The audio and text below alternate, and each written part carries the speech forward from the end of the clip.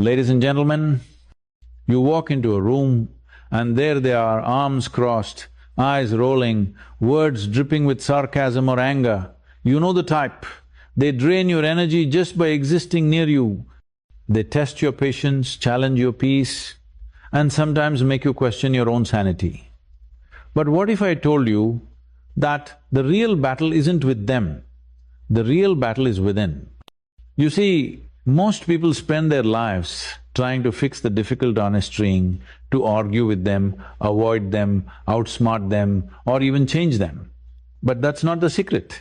That's just a cycle, a loud, exhausting, endless cycle. The truth, they're not really difficult, they're just different. Different from what you expect, different from how you communicate, different from how you express respect, empathy or boundaries. And the moment you stop reacting and start observing, something powerful happens. Instead of clenching your jaw and counting to 10, you start to notice something. They have patterns, triggers, insecurities. And guess what? So do you. Handling difficult people starts by handling yourself. Because when you're triggered, when your emotions hijack your mind, you're no longer in control, you've given your peace away. You've handed the steering wheel of your inner world to someone who doesn't even know where they're going. Think about that. Let me ask you, when was the last time someone's attitude ruined your whole day? Was it their words or was it your attachment to what they said? Was it the moment itself or your mental replay of it over and over? Now flip that. Imagine you could stand in front of the loudest, rudest, most impossible person and feel absolutely nothing. Not apathy, not coldness, but deep, immovable calm. That is emotional power. Because the secret to handling difficult people is mastering your own energy. You see, kindness isn't always about hugs and soft words. Sometimes kindness is staying composed when they want you to explode. Sometimes it's smiling when they frown. Sometimes it's choosing not to respond because they don't deserve a front row seat to your peace. Let's be honest, some people don't want resolution, they want reaction. And when you react, you're dancing to their music. But when you pause, when you observe, when you remain grounded, it changes everything. It changes you. Now, here's something else. No one tells you hurt people often hurt people. That person who insults everyone in the room probably hates themselves the most. The boss who criticizes you constantly might be terrified of being irrelevant. The family member who always finds fault in you could be projecting the faults they see in themselves. Difficult people often carry invisible wounds. And your job isn't to heal them, your job is to not let their wounds infect you. You do that by setting boundaries, not walls, not weapons, just firm, clear, calm boundaries.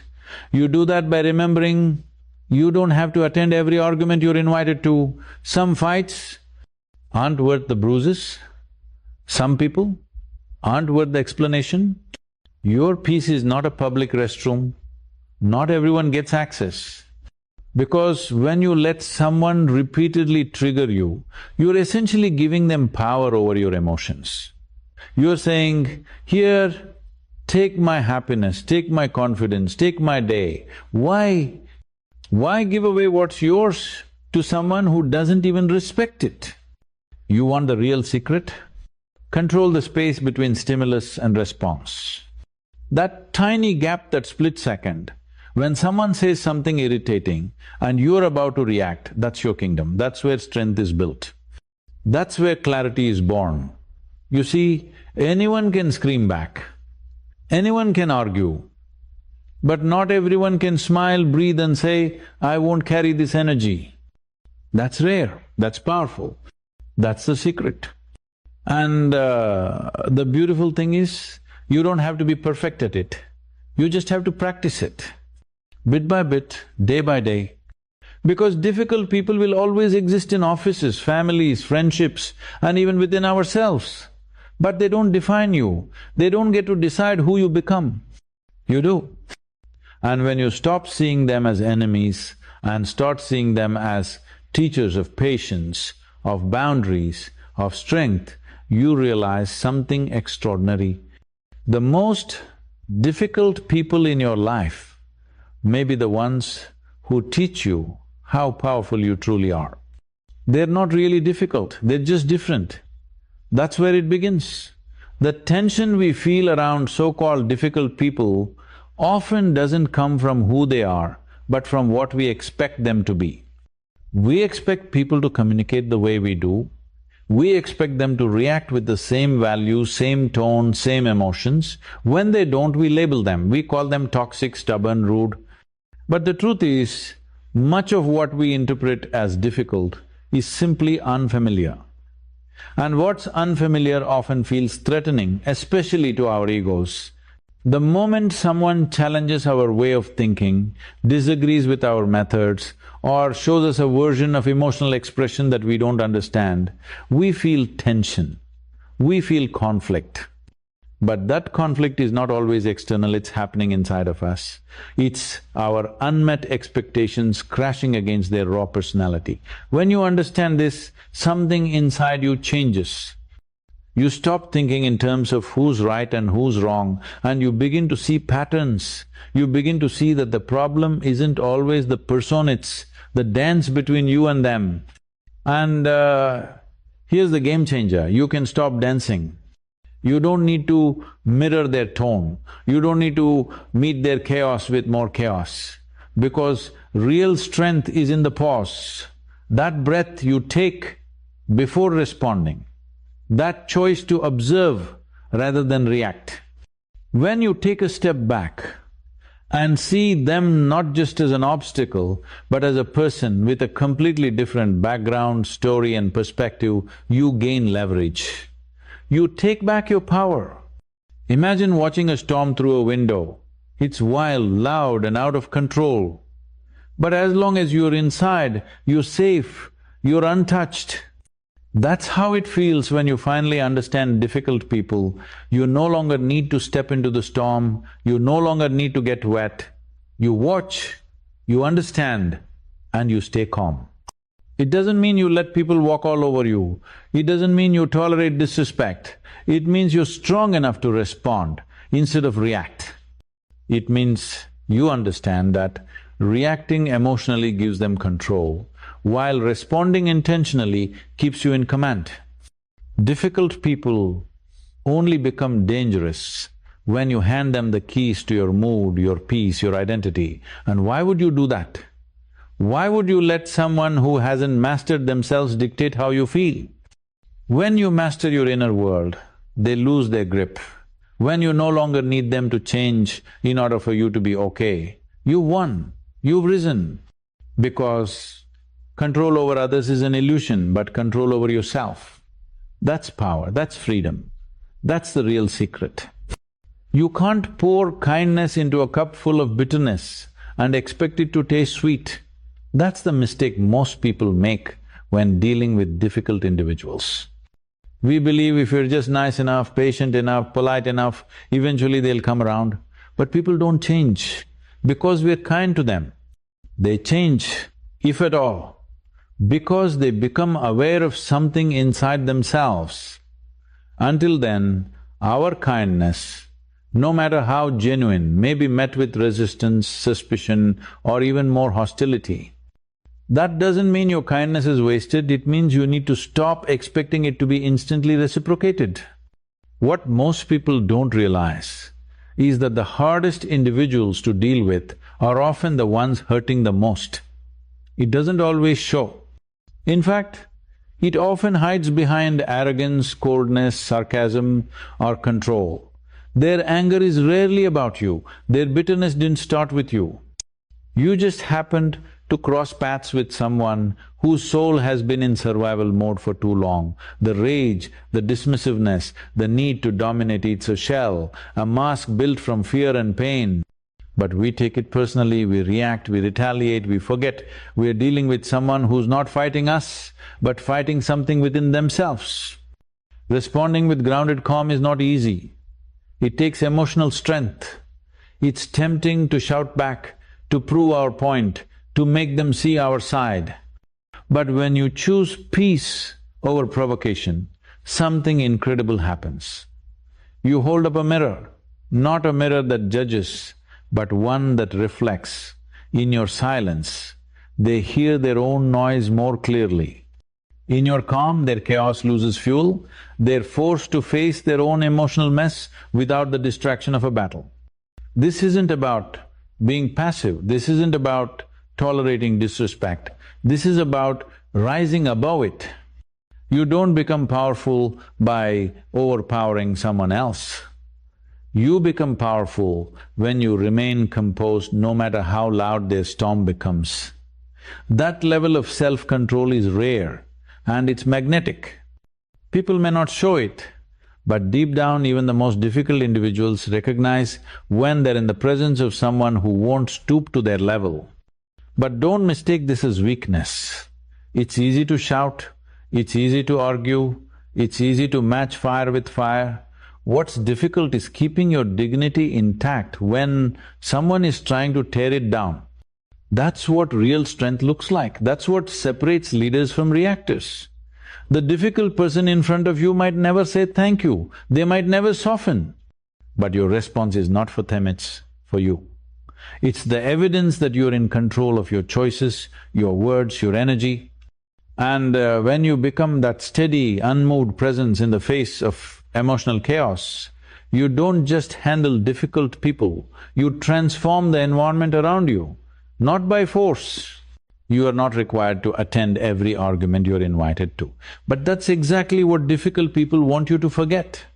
They want you to take the bait, to dive into the chaos with them, to lose your cool so they can feel in control. It's their comfort zone drama, conflict, attention. The moment you react emotionally, you validate their behavior, you feed the fire, and now instead of one person being out of control, there are two. That's how they win. Not by being right, but by pulling you into a game where the only rule is everyone loses their peace. But what happens when you refuse to play? What happens when you remain still while they try to provoke a storm? What happens is power, quiet, calm, undeniable power. You show them that your peace is not up for grabs, that no amount of attitude, manipulation or negativity will shake your ground.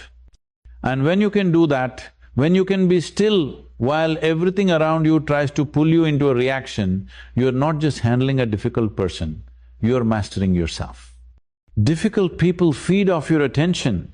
They need your emotional energy to feel important, to feel seen, to feel powerful. Take that away, and what are they left with? Just their own noise. And most of them don't like the sound of that. They'll try harder, push more buttons, raise their voice, throw more bait. But your job is not to bite. Your job is to remember that silence is not weakness, that walking away is not losing, that protecting your peace is not avoidance, it's intelligence. Think of it like this. If someone threw a package of emotional garbage at your feet, would you pick it up and carry it around all day? Number. So why carry their anger, their attitude, their negativity? It's not yours, it never was. But the moment you react, you've accepted it, you've claimed it, you've made their chaos your responsibility, and that's not your job. Your job is to stay centered, to recognize the trap before you step into it, to realize that some people aren't looking for resolution, they're looking for reaction. And when you give them none, you break the pattern, you interrupt the cycle, and slowly they realize they can't control you, that their words have no power in your presence, that their storm has no direction if you don't step into the wind. And that's how you win. Not with louder words, not with sharper comebacks, but with unwavering calm, with the quiet confidence of someone who knows their value, their limits, their strength. That's the real victory. Not proving someone wrong, but walking away with your energy untouched. Because at the end of the day, the strongest person in the room isn't the one who speaks the loudest, it's the one who knows exactly when to say nothing at all. They won't always change, that's the hardest part to accept. You may listen patiently, respond calmly, set boundaries, and still they might remain cold, critical or combative. That's not a sign of your failure, it's proof of their resistance. But here's what matters most.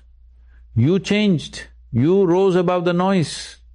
You chose peace over power, growth over ego, and composure over chaos. That shift within you, that's everything. The way we handle difficult people says more about us than it ever does about them. It's a mirror reflecting our emotional maturity, our sense of self, and our ability to protect our own energy. Because at some point in life, everyone meets that one person or maybe a few who seem determined to challenge your sanity. They criticize when you're doing well, they disappear when you need them, they twist your words, dismiss your ideas, and make you question whether you're the problem. And if you're not grounded, you'll start to believe it. You'll replay their words in your head, trying to make sense of their behavior. You'll over-explain, overcompensate, overthink.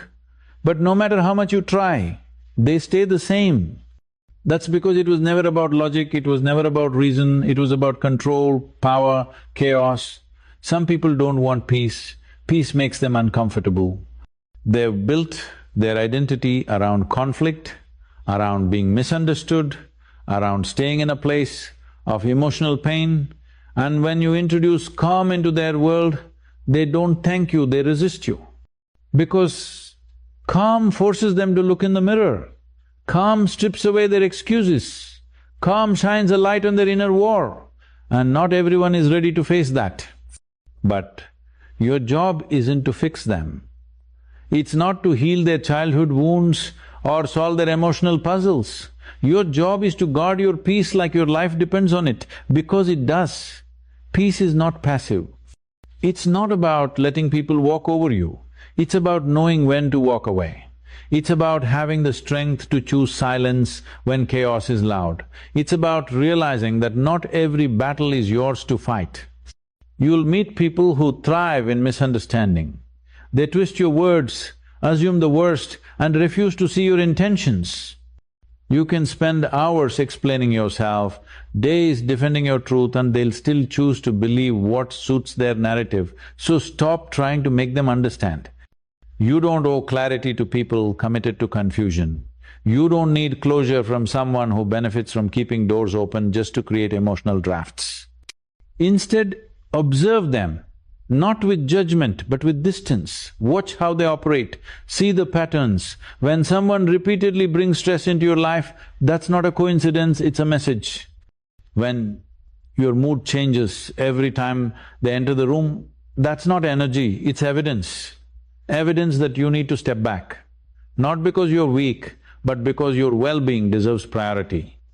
You can still wish them healing while giving them space. You can still be kind without being accessible. Love doesn't require access. Respect doesn't require constant interaction. Every time you respond with grace instead of rage, every time you choose the high road when the low one is paved with drama, you're proving something powerful not to them but to yourself. You're showing yourself that you don't need external approval to validate your internal peace. You're showing yourself that you're no longer emotionally hijacked by other people's storms. You become the anchor, the calm in the eye of the hurricane, the one who no longer dances to the rhythm of dysfunction. And here's the beautiful irony. Once you stop reacting to difficult people, they often lose interest. They can't manipulate a person who won't take the bait. They can't argue with silence. They can't win a game you're no longer playing. That's when your power becomes undeniable. Not because you defeated them, but because you outgrew the need to fight. You transcended the drama. You stopped looking for validation in battles that only leave bruises. You don't need to prove your worth to people who are committed to misunderstanding you. You don't need to dim your light to fit into places where small minds gather to gossip and judge. You don't need to explain your peace, your boundaries, your calm. If someone sees that as weakness, let them. Their opinion is not your reality, their voice is not your inner voice. Difficult people are loud, but they're rarely deep. They talk more than they listen, they react more than they reflect, and while they're busy spreading chaos, you're building calm, quiet, consistent, strong. The real flex in life isn't shouting over someone, it's smiling while they try to provoke you, it's walking away while they beg for attention through toxicity. It's being so rooted in who you are that no one can uproot your peace with a few cruel words or a passive-aggressive glance. And that kind of strength, it's magnetic.